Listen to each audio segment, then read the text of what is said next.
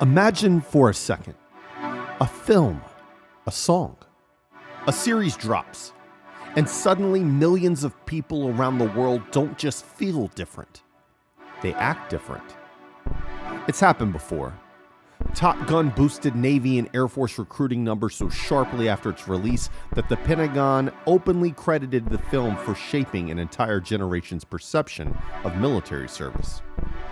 Blackfish, a documentary about orcas in captivity, triggered a global backlash so strong it forced SeaWorld to end its breeding program and rewrite corporate strategy within months. Entertainment doesn't just reflect culture, it moves culture. Let me put something on the table we don't talk about enough. Now, we spend all this time dissecting threats, tracing supply chains, tracking foreign influence, worrying about breaches and leaks. But we rarely talk about the thing that shapes people's worldview long before any policy ever lands. And that's entertainment. Not the conspiracy theory sense. Not in the Hollywood is brainwashing us sense. I mean something simpler, more honest.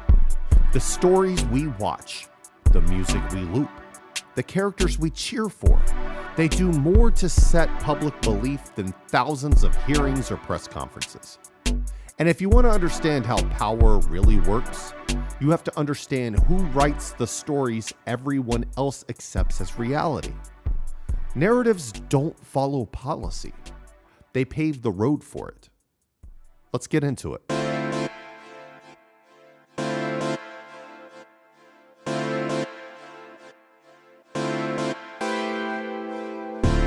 Hey everybody, welcome to Midweek Sitrep, your bi-weekly briefing on national security and the forces that shape it. My name is Jerry Fowler, and I'm your host.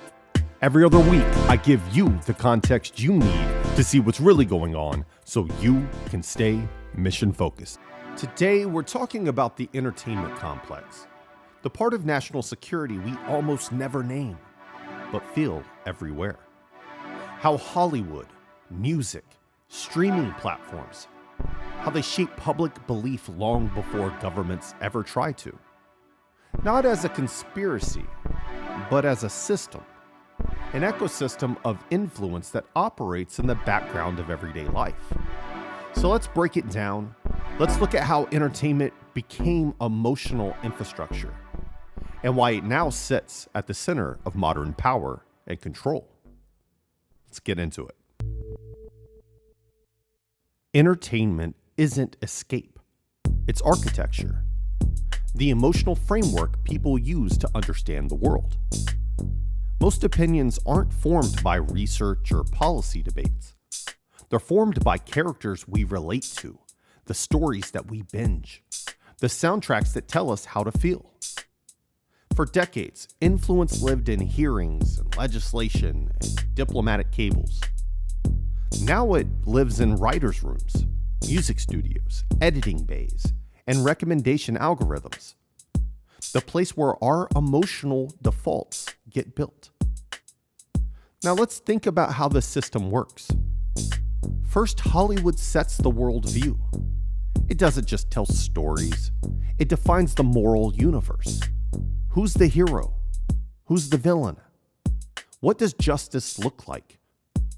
What does power feel like? People adopt those templates long before they ever read the news. Second, music sets the emotion. A 3-minute song can normalize anger, hope, rebellion, heartbreak, or unity faster than any political message. Feeling can be engineered. The tempo, the structure, the repetition. And those feelings shape belief. Then we have the platforms that set the distribution. Algorithms decide which emotions rise and which ones disappear. They reward outrage, accelerate trends, and bury anything that doesn't keep attention moving. Now, none of this requires a backroom plot. It's commercial logic. But commercial logic naturally becomes strategic logic when you're shaping millions of minds at once. Because once entertainment becomes the place where identity, aspiration, and beliefs are formed, it stops being culture and it starts becoming power. Entertainment doesn't ask for your attention. It builds the world your attention lives in.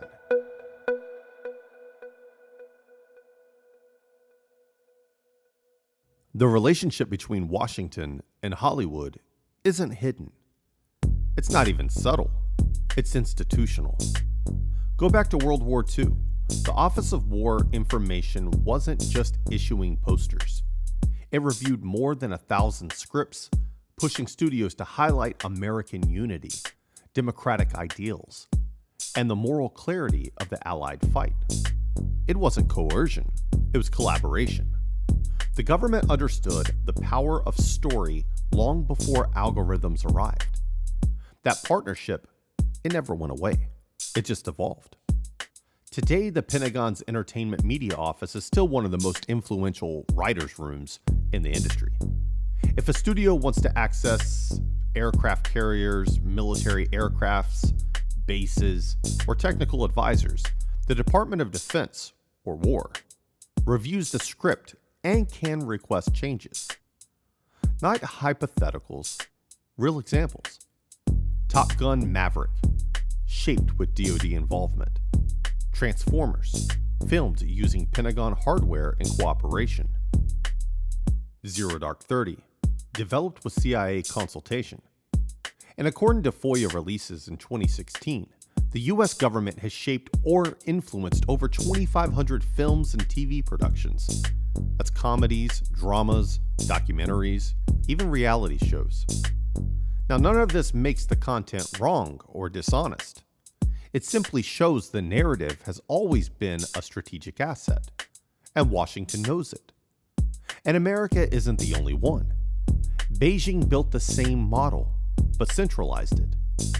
The Central Propaganda Department screens scripts for positive energy, national unity, and political alignment. Western studios now adjust plots, dialogue, and character arcs just to access the Chinese market, effectively importing Chinese narrative preferences into global storytelling. Different systems, different ideologies, same conclusion. Narrative is too important to leave unregulated. In Washington and Beijing alike, cinema isn't just culture, it's doctrine with better lighting.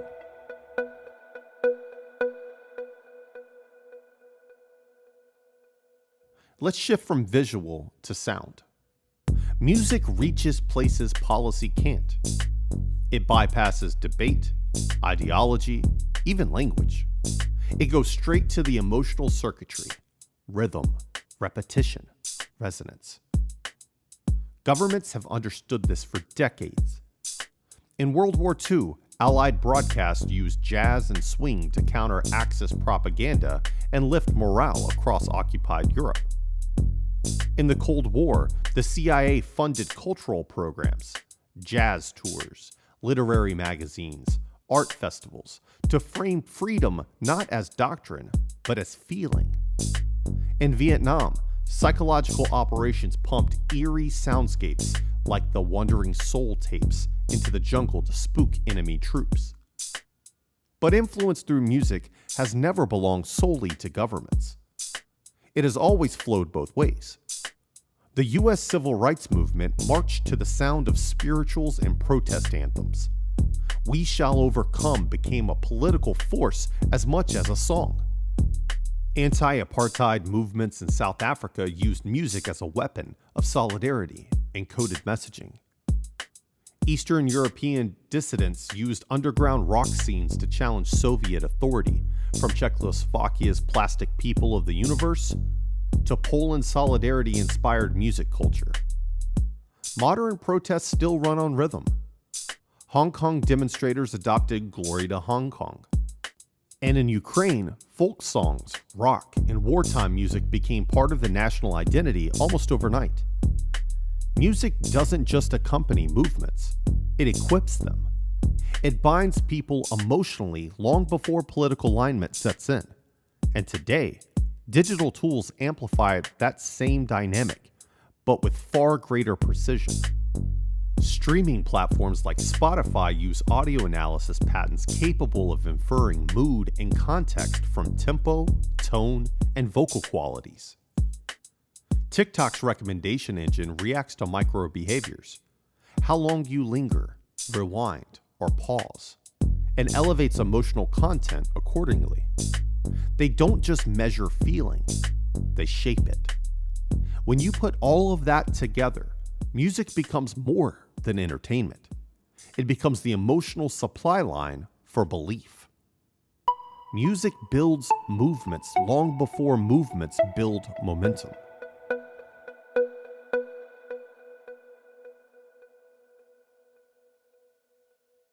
For most of history, propaganda was top-down. It came from governments, broadcasters, or publishers, a small set of gatekeepers pushing messages to a passive public. That world is gone. Today's influence is participatory. People feel like they're choosing what they watch, share, and believe. But the real choices are made upstream, inside the architecture of the platforms themselves. Algorithms act like invisible editors, not malicious, just relentlessly optimized for engagement. And engagement has patterns. Outrage keeps people scrolling. Fear keeps people sharing. Humor lowers defenses and boosts virality.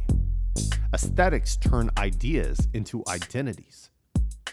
Emotional resonance becomes a sorting mechanism, and that sorting mechanism becomes a form of influence. These loops aren't psyops because someone scripted them. They're psyops because the system rewards whatever holds attention longest, regardless of truth, quality, or consequence. Governments saw this evolution, and they didn't ignore it. Remember the TikTok controversy? Yeah, the US restricts TikTok on federal devices over data access and content recommendation risks. China bans Western social platforms outright, understanding the strategic value of narrative containment. And nearly every major democracy is now debating platform regulation because of the same underlying truth. Whoever controls distribution controls exposure, and whoever controls exposure shapes belief formation. The algorithm isn't replacing culture, it's deciding which culture survives.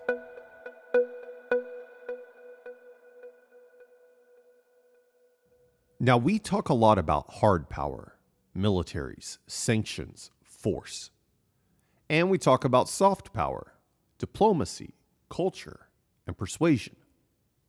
But see, there's a third category that quietly dominates modern life, and that's aesthetic power. The ability to make an idea look so compelling, so sleek, so emotionally satisfying that people adopt it willingly. Aesthetic power doesn't argue, it attracts. And you see it everywhere. Military recruitment is wrapped in cinematic realism. Not policy briefings, but trailers that feel indistinguishable from Call of Duty cutscenes. Political messages hide inside genre storytelling. Superhero films, dystopian futures, crime dramas, origin stories of justice and vengeance informed by the moral mood of the moment. Surveillance is marketed as convenience. Take a smart home. Seamless integrations. Frictionless tech that trades privacy for the promise of ease. Design becomes ideology. Style becomes narrative. Aesthetic becomes consent. The brilliance of modern influence is that it rarely tells you what to believe. It just builds a world, visually, sonically, emotionally, where certain beliefs just feel natural. And once something feels natural, it doesn't need to be sold. People internalize it themselves. Influence doesn't need to shout anymore. It only just needs to look good.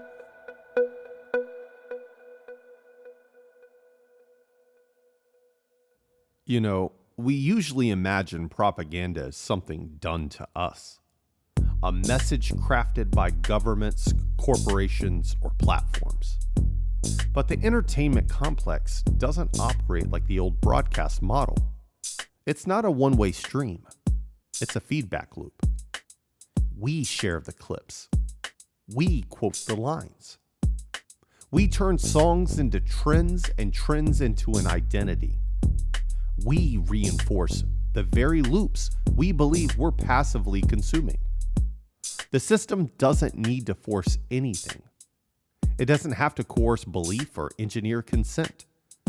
It just has to offer a narrative that feels good, a community, an aesthetic, an emotional storyline that fits how we want to see ourselves. And once people want the story to be true, the work is done. That's the psychological precision of modern influence. Belonging does more than broadcasting ever could. We're not just the audience. We're the contributors, the validators, and distributors, the unpaid labor force of the cultural machine. Which raises the real question. When your tastes, beliefs, and identities are shaped inside a system you actively feed, who's actually running the show? The most effective influence isn't imposed, it's embraced.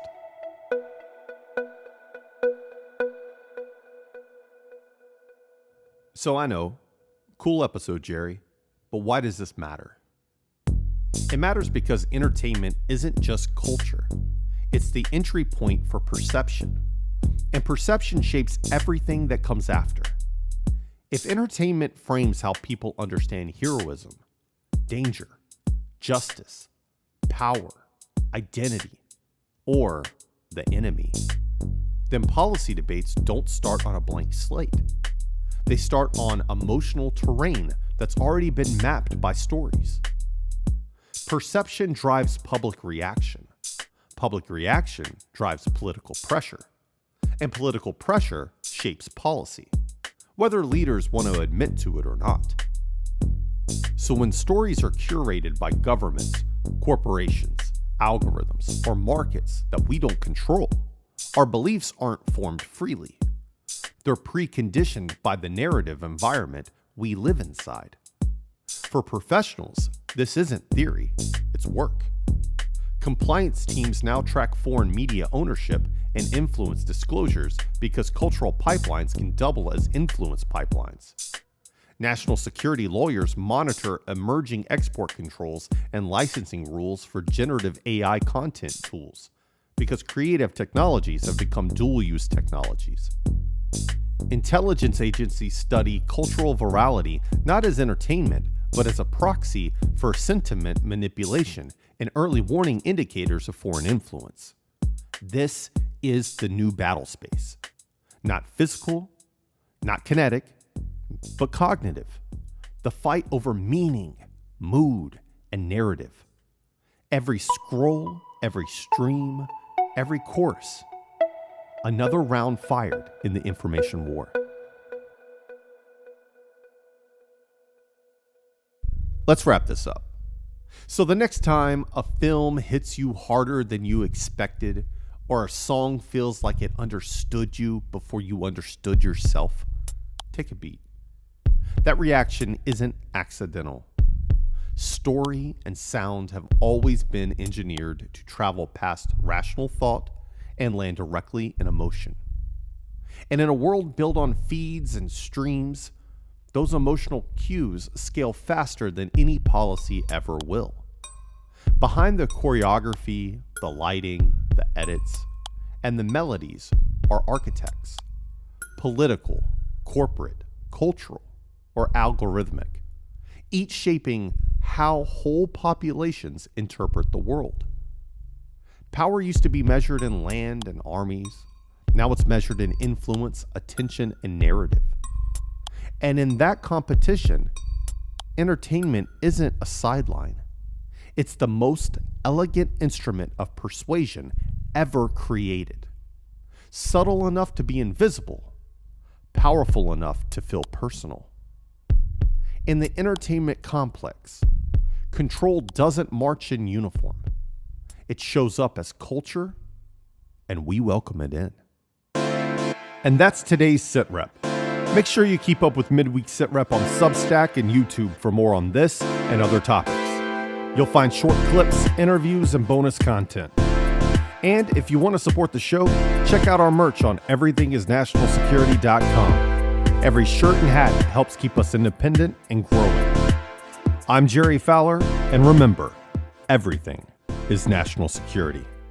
See you next time. Midweek Sitrep with Jerry Fowler is an independent production of OpCent Media Group, LLC. The information provided in this podcast is for general informational purposes only and does not constitute legal, financial, or professional advice. Listeners should consult with a qualified professional before making any decisions based upon the content discussed. The views and opinions expressed in this podcast are solely those of the host, Jerry Fowler, and any guest, and do not reflect the official policy, position, or endorsement of any current or former employer, client, government agency, military organization, educational institution, or any other entity for which the host, Jerry Fowler, may be affiliated. Mention of a company, product, or service does not constitute an endorsement or recommendation.